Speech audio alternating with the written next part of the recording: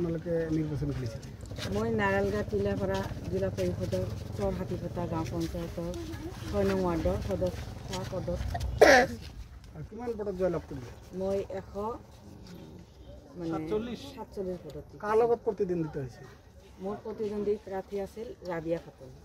খাতুন হয় কিমান পদত পৰাস্ত কৰিলে ৰাবিয়া খাতুনক মই 149 পদত 149 পদত ইতিমধ্যে আপোনাক বহুতো ৰাইজে সঁহাৰি জনাইছে ৰাইজক এই সন্দৰ্ভত কি জনাব মই ৰাইজক জনাব বিচাৰোঁ যে ৰাইজ তোমালোকে মোৰ লগত আছিলা মোক জিকাত সহায় কৰিছা গতিকে মই ৰাইজৰ হৈ কিবা এটা কৰাৰ সংকল্প লৈছোঁ মই আমাৰ গাঁও পঞ্চায়তৰ বা ৱাৰ্ডৰ মেম্বাৰ হিচাপে তোমালোকৰ যিখিনি সাধ্য মই যথেষ্ট দিবলৈ চেষ্টা কৰিম ইতিমধ্যে আমি শুনিবলৈ পাইছোঁ আপুনি সভাপতি পদৰ প্ৰাৰ্থীৰ বাবে আশাবাদী এই সন্দৰ্ভত কি জনাব তাৰমানে মই আগতে প্ৰেচিডেণ্ট আছিলোঁ হাতীপতা গাঁও পঞ্চায়তৰ গতিকে এইবাৰ মই সদস্য পদত থিয় হোৱাৰ কাৰণেই আছিল সেইটো যাতে মই আগন্তুক সভানেত্ৰী পদৰ বাবে আবেদন কৰিব পাৰোঁ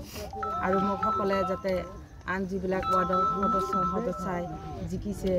ভোটত জয়ী হৈছে সেইবিলাকে মোক যাতে ছাপোৰ্ট কৰে আৰু মই যাতে সিহঁতক লগত লৈ মোৰ গাঁও পঞ্চায়তৰ গাঁও পঞ্চায়তখনত আগবাঢ়ি লৈ যাব পাৰোঁ হাতীপতা গাঁও পঞ্চায়তৰ নতুন নামটো কি আছে ধন্যবাদ 1 মিনিট মোৰ পত্নীক ধন্যবাদ কাৰণ তাক দেখিয়ে ভোট দিছে ৰাইজে